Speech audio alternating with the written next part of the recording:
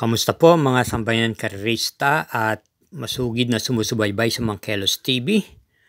Nandito naman po tayo sa araw na to, Linggo, June 8, 2025 upang ihatid sa inyo ang malaking pangarera na naihanda ng pamunuan ng Metrocorp at ng PhilRacom. Sa araw na po to na magsisimula po ng alas 2:30 ng hapon ay binubuo po ng 10 pangarera sa araw na to. Ilalargahan po ang second leg ng Triple Crown Stakes Race.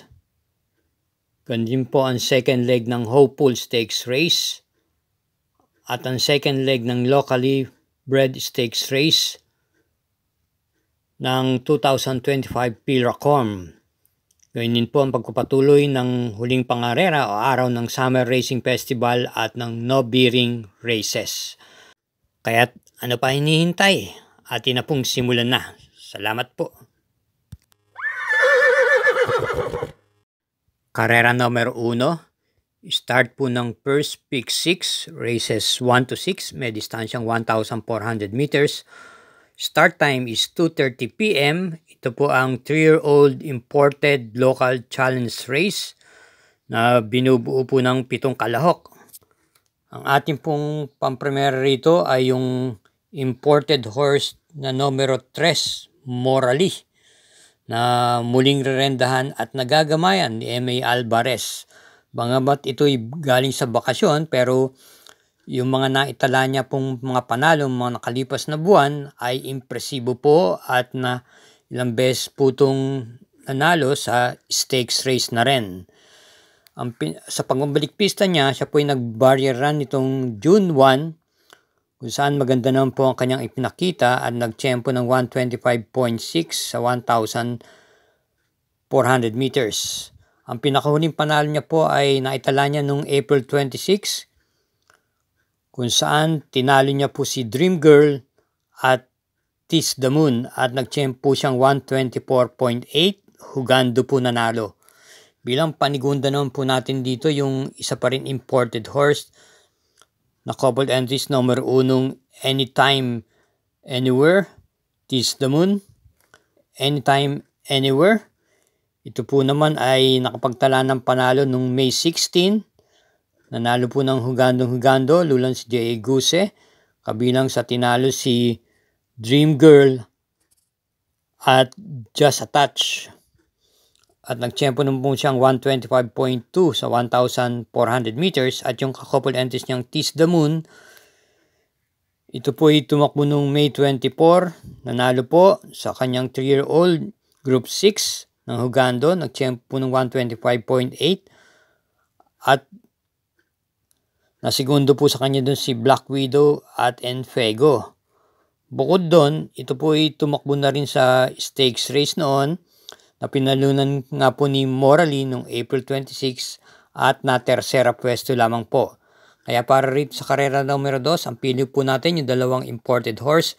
Pampremera yung numero 3, Morally, at panigundo yung coupled entries numero 1, Anytime Anywhere, Tease the Moon.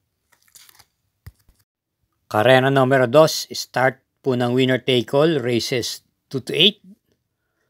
Post time is 3:05 p.m. Meron po tayong 14 na kalahok. Full gate, isang coupled entries, yung numero 3. At ito po yung may pentapektang nakapalob dito.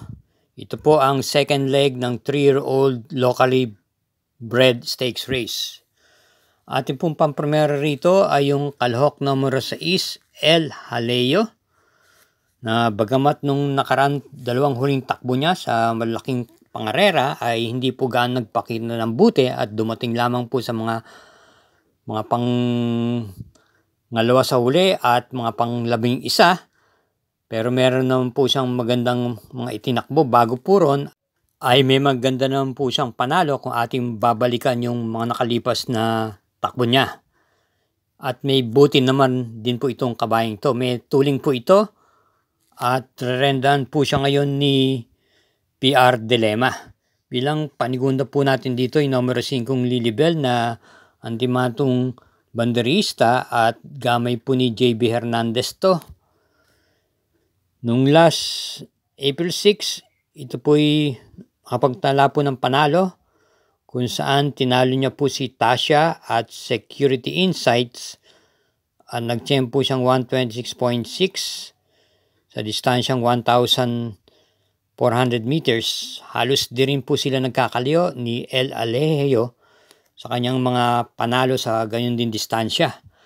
At bilang panabit natin, isama po natin yung numero 10, Babe in Hablot, sa ating rota. Ito naman po ay papanubayan ni JT Sarate at may taglay pong rematito o pwede rin pong i-pacing tong kabayong to. Kaya para rito sa karera numero 2, pampremera yung numero 6, El Jaleo, panigundo yung numero 5, Lilibel, at panersera yung numero 10, Babe in Hablot. Karera numero 3, ito po ang second leg ng Hopeful Stakes Race. Tatakbuhin sa distansyang 1,800 meters. May pentapekta. Start po ng first pick 5, race 3 to 7.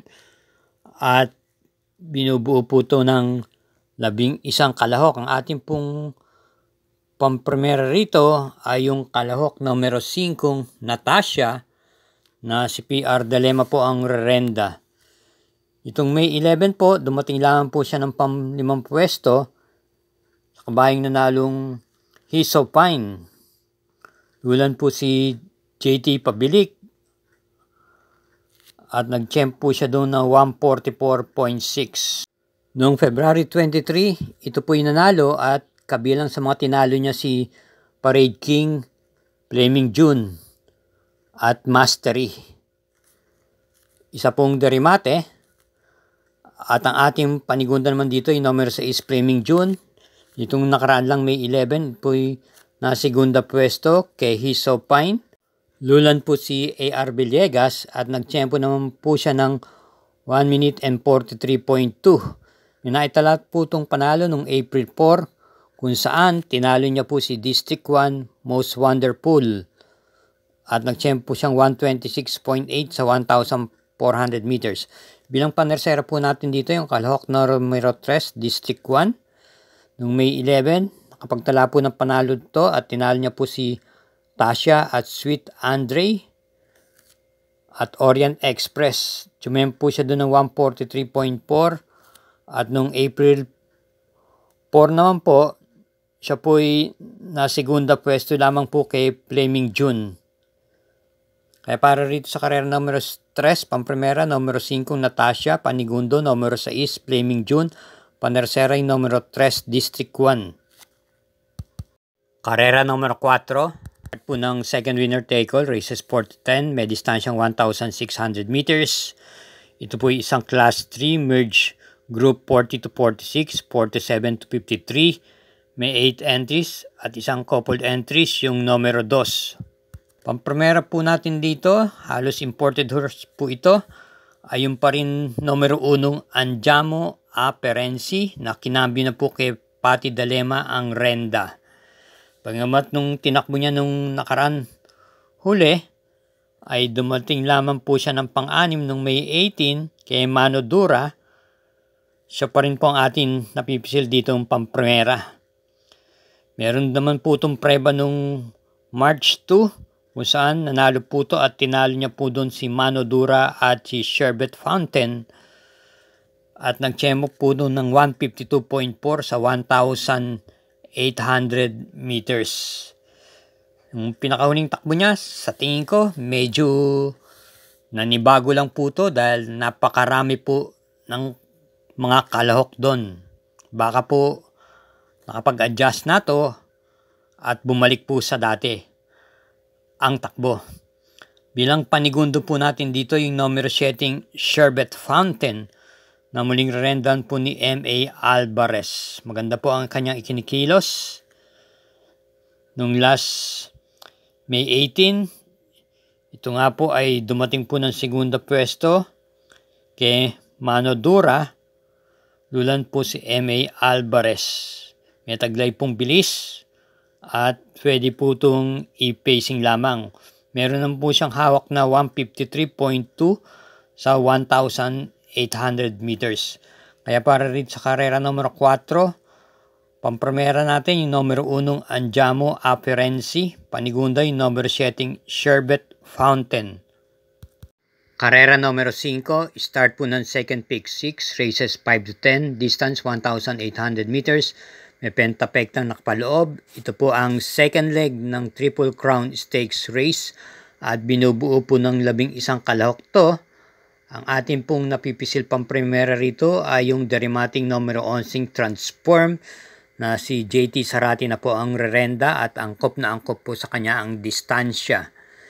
Ito po ay dumating lang po ng pandima noong May 11 sa karerang pinalunan po ni Binalot AU nung unang first leg ng Triple Crown ng 2025.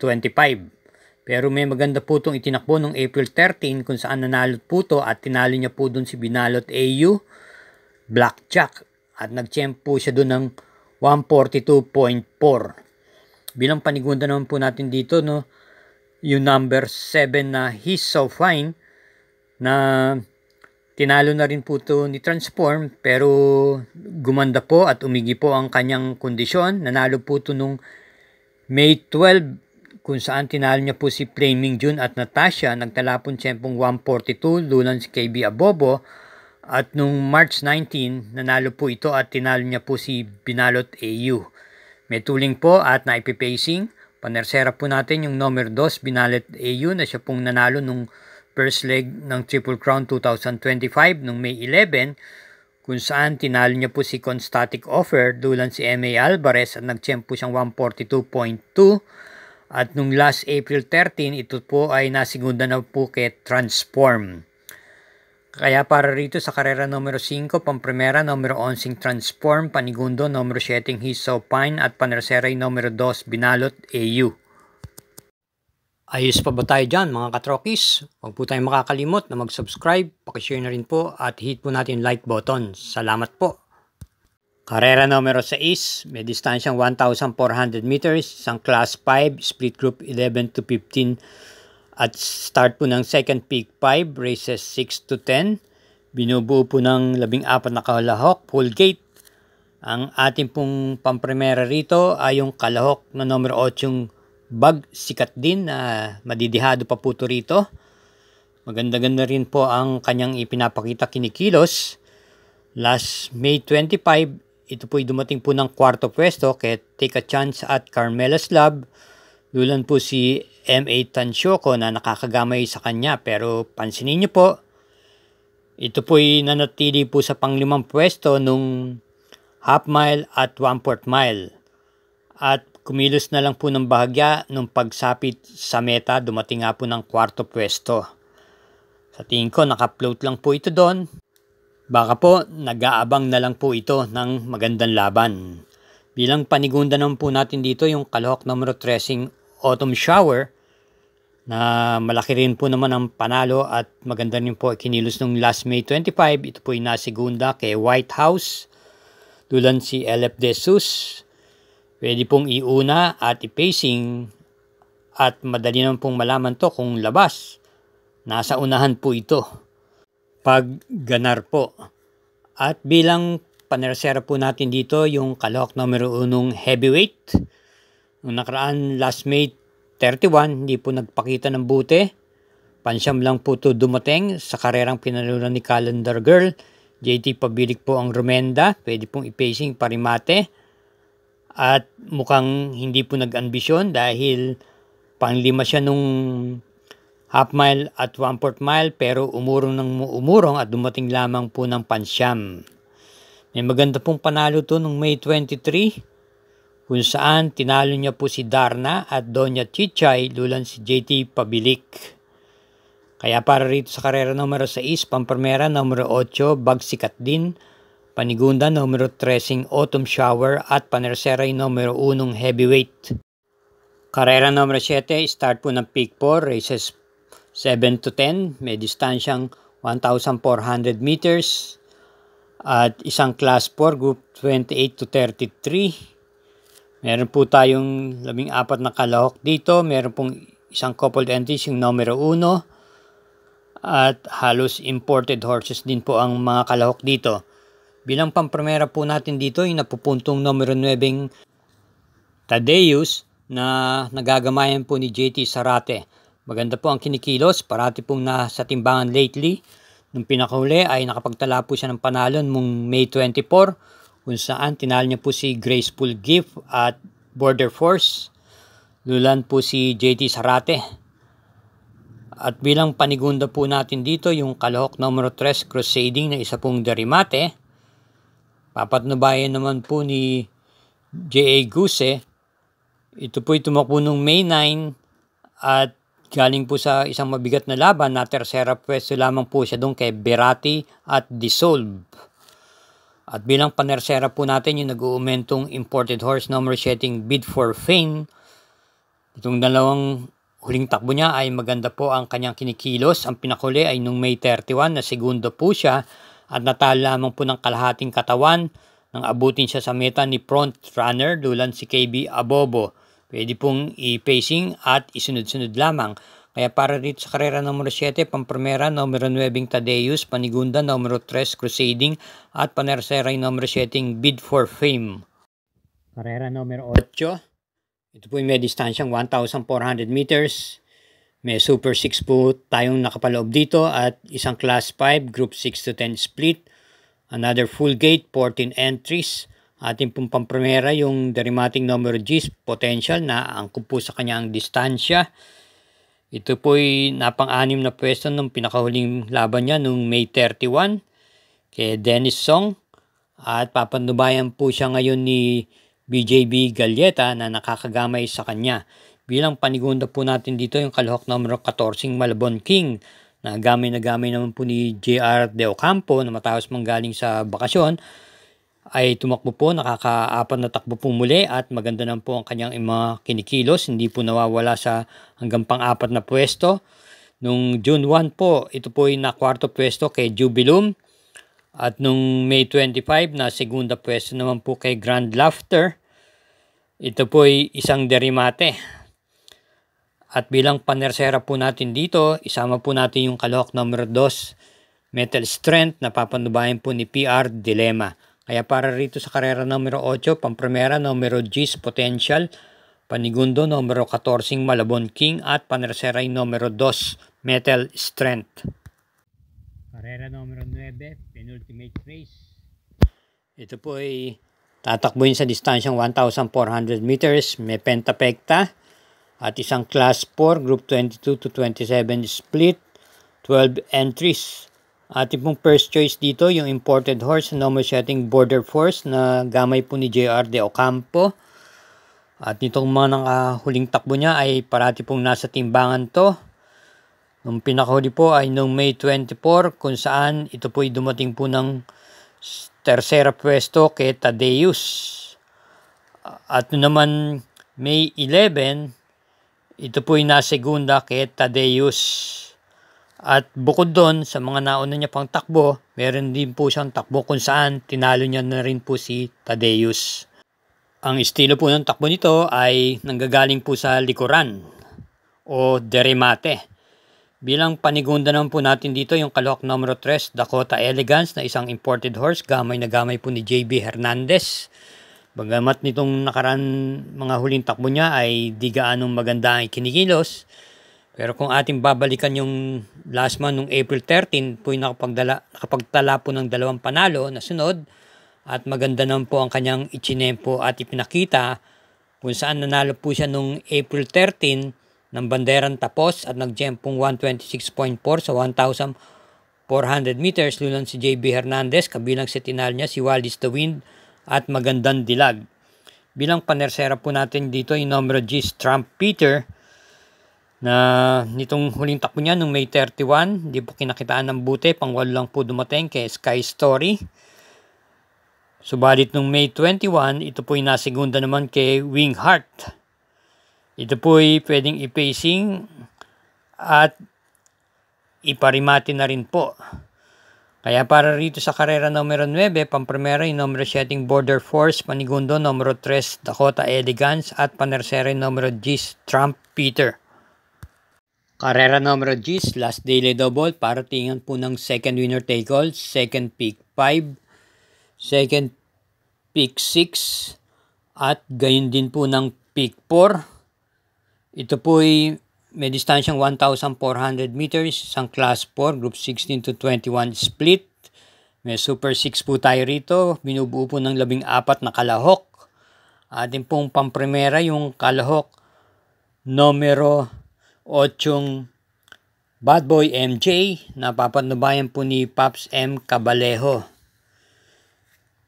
Huling takbo niya, ito po ay dumating po ng pang-anim na pwesto lamang nung June 1 kay Amor Mi Amor. Pwede po itong i-pacing at iparimate. At si PM Cabalejo nga po muli ang rerenda, nakakagamay sa kanya. Bilang panigunda po natin dito ay number 10 Basket of Gold na malamang siya po ang magdala ng marcha sa unahan. Lula naman po si CS Pare Jr. Nung last May 24, maganda po naman ang kanyang ipinakita na kwarto pwesto po. Matapos pong pangunahan ng kabahan ng karera sa kabayang nanalong Tadeus. At bilang panersera po natin dito ay numero 4 Mang Nano na papanubayan naman po ni JB Bakaykay. May kabigatan lang nga po ang dala, 57 kilos. Pero meron po itong panalong naitala at maganda naman po nung May 11 kung saan tinalo niya po si Don Sat 7 at Melania. Pwede pong i-pacing to at may taglay din naman po itong remate.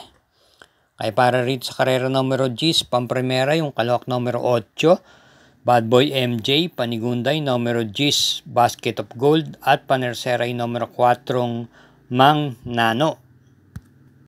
Again, thank you for watching mga sambayan karista at mga katrokis. Sana po huwag ko kayong magsawa na suportahan ng Kelos TV. Happy Sunday racing at good luck!